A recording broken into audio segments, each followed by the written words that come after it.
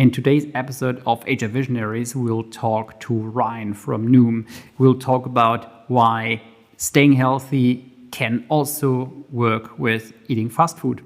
Stay tuned.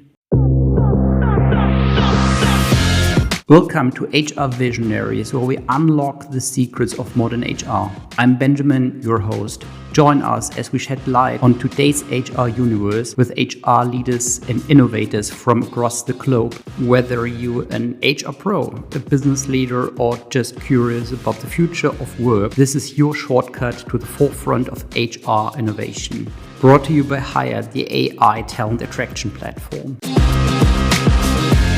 Welcome to our new episode of HR Visionaries. I'm very much looking forward to my guest today, Ryan. Ryan, thanks for taking the time. Pleasure to be here. Thank you so much. Ryan, can you give us, in a few sentences, a short overview? Who are you? Yes, happy to here. I'm again. My name is Ryan. I am the head of tech recruiting at a company called Noom. We are a digital healthcare company based here in New York City. I've been with the company for, I would say, close to 7 years. So I have been with Noom since we were an itsy bitsy startup to sort of where we are today. I think we're close to 700 strong here. So how do you develop yourself when a company grows like with that pace growth from a very small team towards like an international company of several hundred? You said 700 people, so that does a lot with you and does a lot with the company, I guess. Absolutely. I think one of the biggest reasons that I've elected to stay here at Noom, is actually a quote that we sort of live by. Invest in Noom and let Noom invest in you.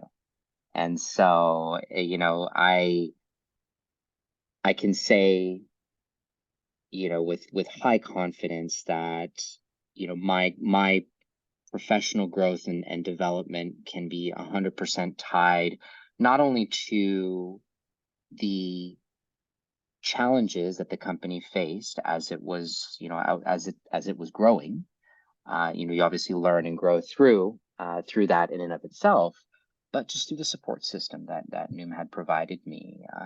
We have a fantastic team of individuals on the people side of the house. Both on the people operations front, people business partners, compensation, and of course in talent acquisition here. And I think that's sort of the second area that I think my growth can be attributed to, was really, having a strong bench of leaders to support me in my growth and development. And then, additionally here, I would say, I think especially even more recently, my Noom has just been incredibly supportive in allowing me to tap into and build my broader network of mentors and advisors. I think especially, I think for anybody who's who becomes more tenured in their career and especially grows into, a leadership role and starts to oversee, bigger things, the challenges you encounter, the problems that you will be faced, you won't know how to solve them at first. And you will need to develop a network of, advisors and mentors, both, within your company, or if you're, if you find that you may not necessarily have that, outside of your company. And I think really those sort of three pieces there, I think, help contributed to my growth and development here. What did you do prior to Noom? Yeah, that's a great question. So, well, uh, I started my career in recruitment back when I was in college. So I'm actually, I guess, a recruiter for life, if you will. So and that was back in 2007. So, I think like many recruiters, I got my bearings in talent acquisition on the agency side of recruitment here. Spent quite some time both in college as well as first few years outside of college and on the agency side of the house. I then moved in-house at a startup called Sweet Labs, and they were based in San Diego. And that was sort of my first taste of sort of in-house corporate recruitment, which I found to be just fascinating. Just the amount of exposure, leverage, that you really get in partnering, so deeply with your business stakeholders. And spent a good amount of time there. And then I sort of had this wild idea, myself and an old colleague of mine. We decided, and this was kind of at the height of sort of when startups really became just sort of the big thing, and Silicon Valley had sort of reemerged as a startup hub, and New York City was just coming on the map as becoming a place for technology startups to grow and flourish. We had this bright idea to kind of start our own little consulting gig and actually help build uh, the recruiting infrastructure for Series A and Series B startups. Mhm. And so took a leap of faith in 2014 and packed up my bags from the West Coast, moved to New York City, and sort of started my own consultancy in partnership with my colleague here. And it was a fantastic run. Uh, it uh, it was uh, it was great. It was tiring. It was Mhm. building your own business from scratch, especially on the talent acquisition side, can be quite a bit. And when I found this opportunity at Noom, I think that was the moment when I realized I wanted to transition back into in-house.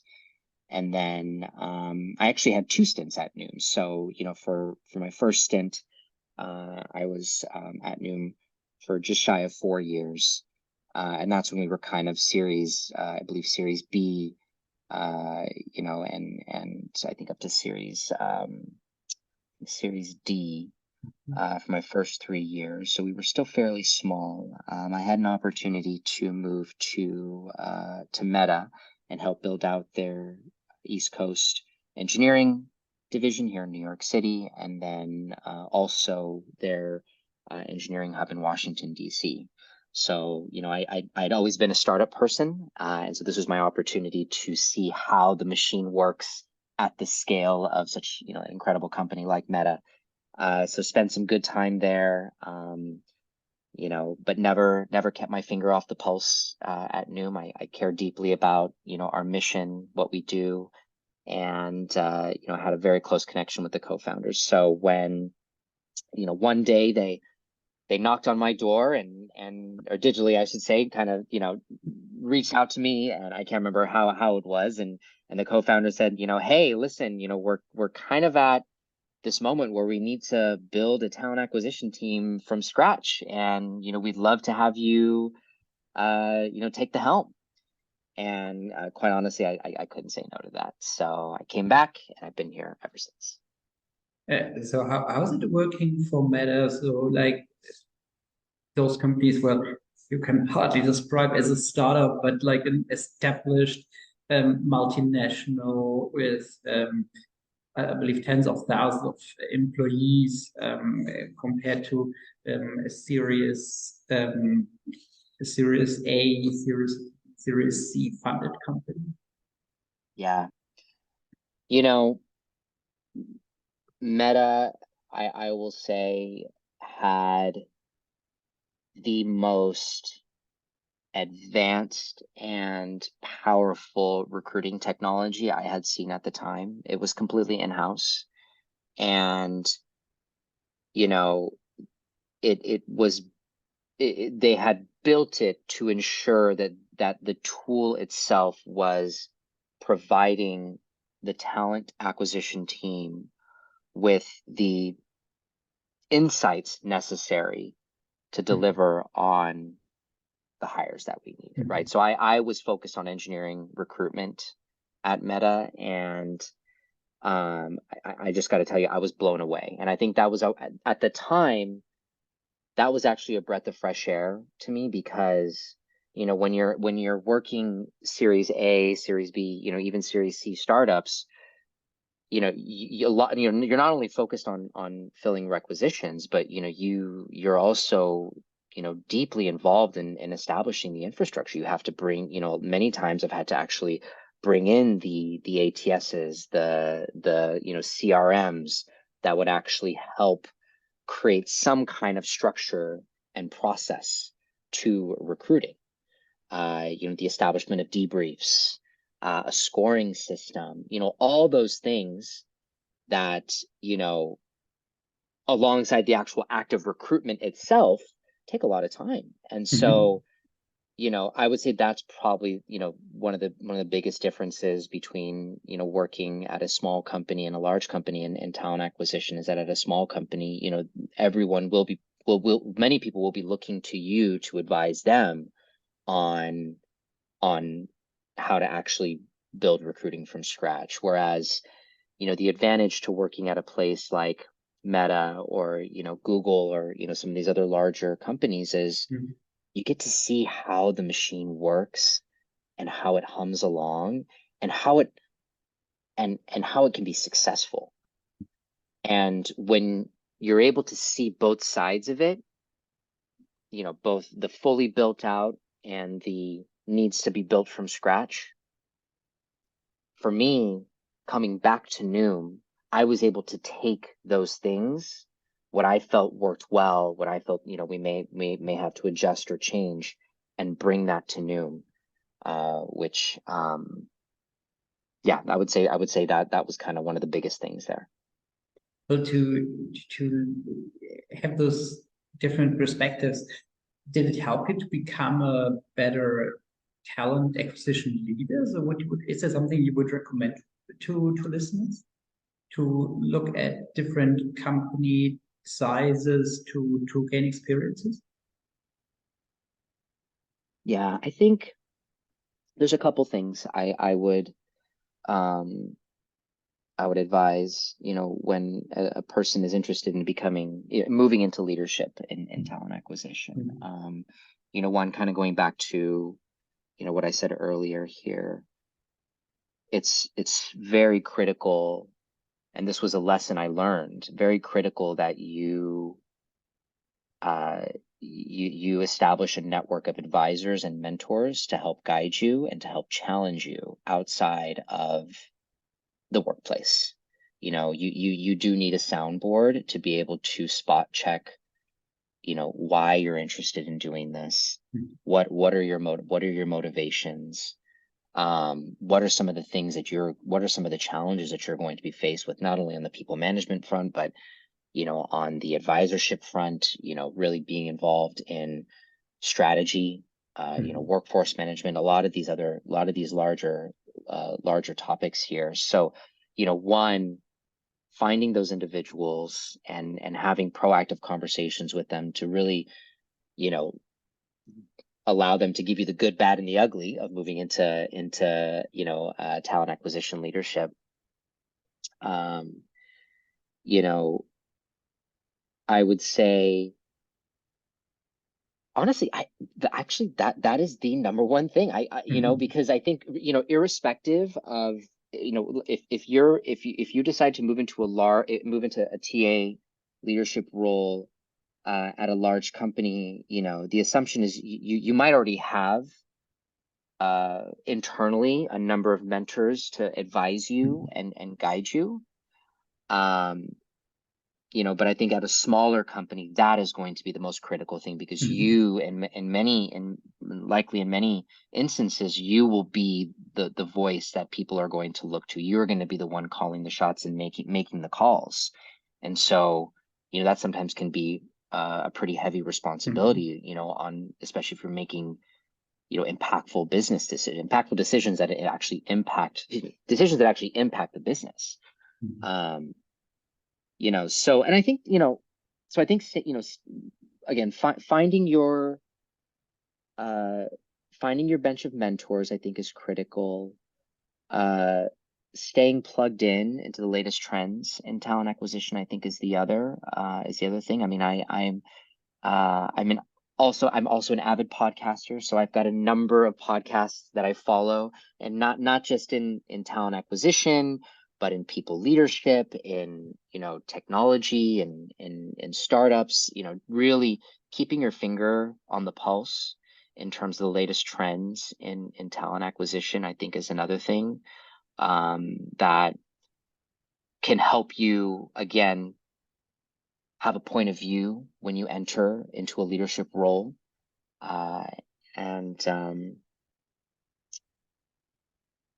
think the third, the one thing I will say that I think is just incredibly powerful to have as a TA leader is to, ensure that data is your friend. I think especially in technology, where you could be working with a lot of highly technical individuals, engineers, etc. Here, they do thrive and understand and embrace data as something to help inform decision making. So if you're able to really lean into that, not be afraid of it, then I think that's kind of the third thing I would say could really help an individual when they're moving into TA leadership. Well, I think in particular data is incredibly interesting, given most of the company divisions normally work very work a lot with data, rely heavily on data, while in talent acquisition, it's sometimes an issue that is neglected or was a bit underwhelming over the last years, but things are changing now, right? So that data is becoming incredibly important to make educated decisions, to ensure that money is well spent. Is that a trend you're observing? Absolutely. I mean, and this is where this is why I was so impressed with the tool that Meta had created. I mean, you could parse out any pipeline funnel data in so many different ways, and it was so powerful, because it made me realize, wow, I have the ability to look at recruitment activity, through a business just a different lens. Yeah, a business perspective, a different lens, right? And so it's and that was one of the biggest things that that I actually brought back to Noom when we were building our talent acquisition, sort of my second, now current term, involved in actually building talent acquisition, the org from the ground up, was ensuring that we actually had a modern data infrastructure, so that we could actually help advise the business on the talent acquisition funnel, what's working, what's not working, bring that information proactively to the conversation, and so that we are advisors to the business on talent acquisition, and we know what's going on, and we can dig into what's working, what's not working, why, all those things. And I think it is one of the most powerful skill sets you could possibly have, I think, in talent acquisition. So you had this career in West Coast, East Coast. How did you experience this move from San Diego to New York? Yeah. Well, that's a fun one. I think I think it's I'm born and raised in California, so I will always be a California boy at heart. And I was actually born and raised in the Bay Area, so I will always be a Silicon Valley kid. But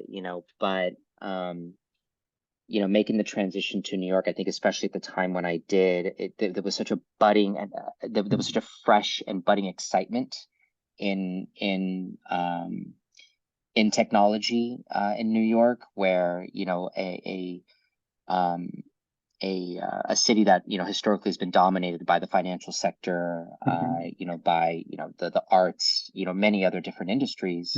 So what was interesting, I think, back at the time, was that New York was basically saying, okay, well, we have all these incredibly exciting industries that New York is kind of the capital of. How can we bring technology into those industries and really bring them to the forefront? So this is how fintech became super big in New York City, because you obviously had the banking sector, right? Crypto also initially became very, very big in New York. Health tech, the industry that I'm in, also another space. Ad tech, huge here in New York City. So I think that is where you see the technologies, in my perspective, the technologies that were built out of Silicon Valley and then applied to a number of different industries. That's what I think made New York so unique in that respect. So I was drawn to that, and even though I am a Cali boy at heart, I'm also I'm a big city kid as well. I love the energy. I love just the diversity, the food. I can just go on and on about how much I love New York City. But it's like any place. You love some things, and some things you wish were better. Well, it's super interesting to hear that story, in particular for a leader in tech, that might not be seen as like a very conventional way, but rather the opposite. So it's super interesting what you said. I was wondering, so you have your head, or you have had your time in big tech. You're now in a also very, very sizable company. You said, okay, well, main learnings were for you that it has to be data driven. Being data driven is of course great, and it's always sounds nice, but becoming a data driven company is normally not easy, is it? Mm-hmm. No, it's not. I think luckily, for us, we were always technology first, right? I think, that's, I think, what keeps Noom sort of at the forefront of the digital healthcare space, is that, we are combining, psychology, technology, and medicine, through through our flagship, app, and as well as, a couple of other services that we provide to tackle some of the biggest health issues facing, this country here. And I think, when you think about complex conditions like heart disease, which is the number one killer here, and then, making the claim that, listen, for a lot of these conditions, one of the biggest things you can do is help users build healthier habits and help promote a better living. That's a very big mission. It's very complex, and it's very difficult. And luckily, the team that we've assembled, a lot of them came from sort of FANG companies, your big technology companies. And so they did have an inclination. And those companies obviously have tons of data, without a doubt. So I found when I came back, it wasn't that difficult of a case to be made. I think for others it might be more challenging, but for us, because we had a group of individuals that understood inherently the power of data, as it related to the growth and the success of the product.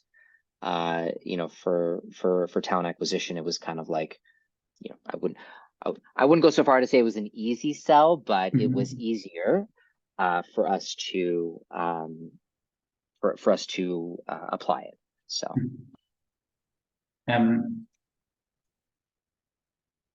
When you talk to potentially new employees, to people that reach out to you or you reach out to them, how important is purpose in your discussion, so that you do something that is incredibly important to the well-being of your customers? You may have to repeat the question one more time. Sorry, Greg. That when you reach out to new to candidates, to potentially new employees, how important is purpose when you talk to those people in terms of you guys do something that is super important to your users in terms of their mental health and in terms of their well-being? Yeah, that's a great question. I think it's a big resounding it depends.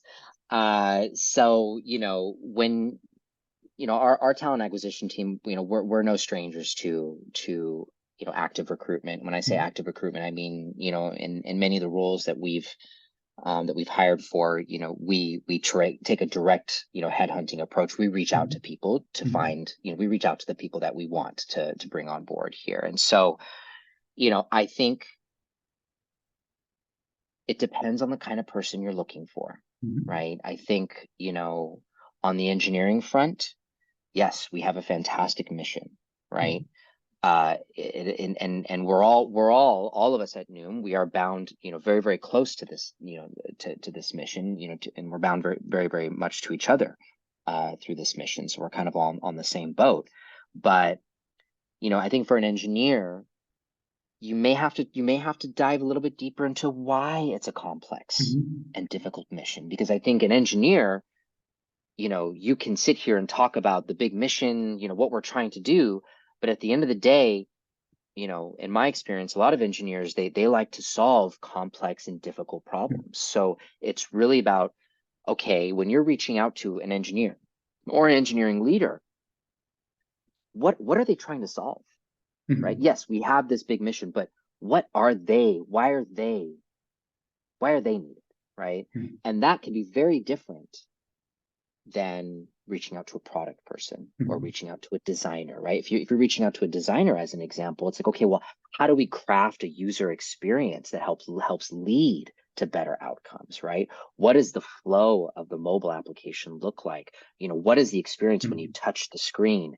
What happens when you click next? How does the screen move? What kind of content comes up that keeps a user engaged when you're trying to do the incredibly difficult thing like change an adult's habits, right? So I mean that for individuals on the design side, even for individuals on the product side, that actually might resonate with them more, right? So it's really tying the broader mission into their specific domain and why they would be needed and why their skill set would be super, super useful for us, and how the problems that they would be solving could really help them.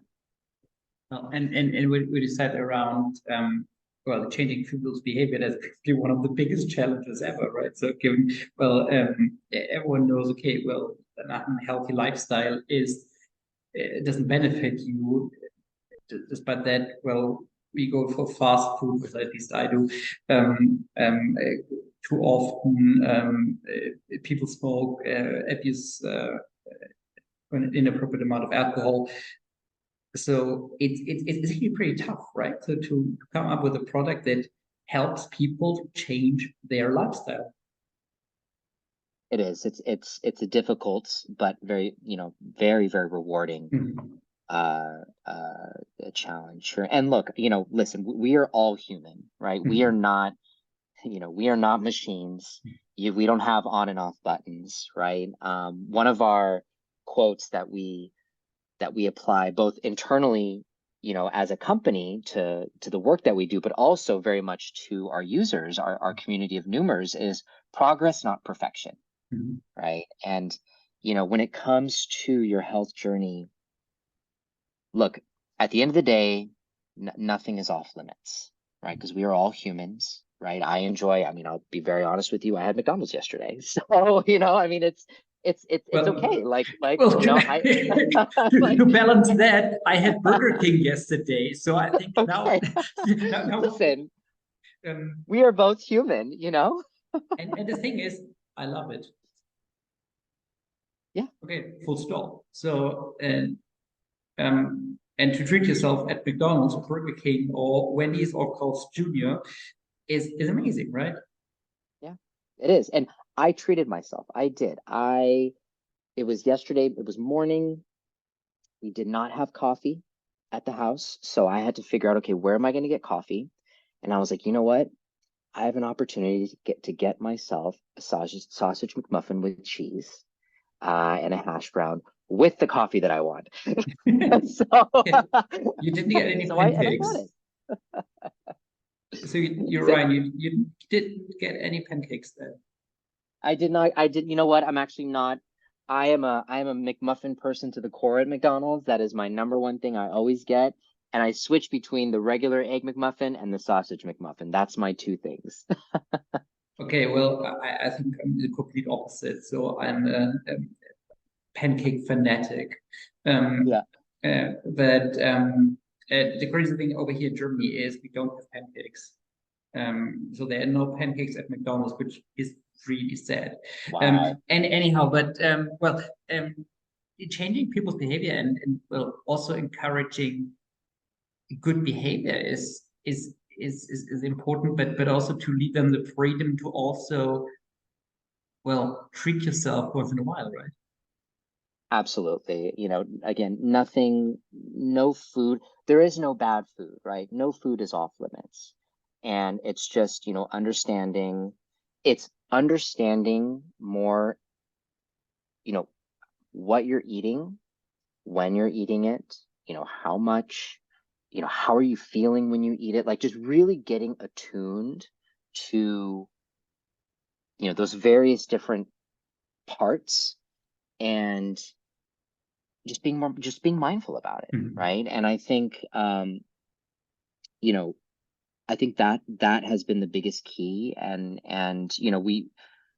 we sort of we help our users really Mhm. understand that through the content that we have, right, through the community of Noomers that we have, supporting each other. We have coaches as well, and then we also have clinicians. So it's we've got a number of different touch points that actually touch the various different human experiences that people have, right? You experience when you're trying to change your habits.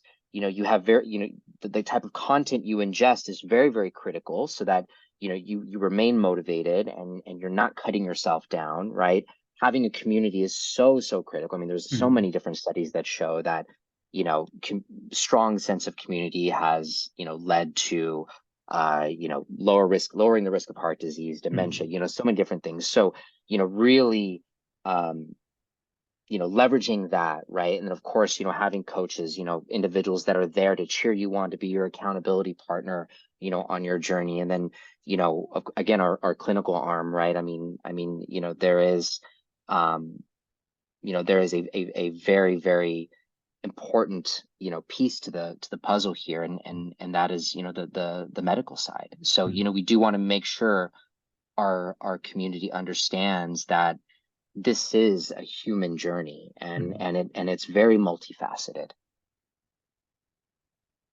Ryan, thank you so much. It's amazing what you elaborated, and it's super cool to learn how working at Noom at Meta at Noom is and was. Great, thanks for that. It was super interesting to listen to you. Yeah, of course, my pleasure. And I It's great. I mean, I think, having this opportunity to connect with you is making me do a lot of reflection myself. So I think it's always good. Awesome. Thanks a lot, Ryan. And thank you all for listening in. Hearing us talking about fast food in an unhealthy and a healthy environment, I think it is probably a fun either start for the day or for your evening routine. So see you later. Yeah. All right. See you later. Bye-bye. Thank you.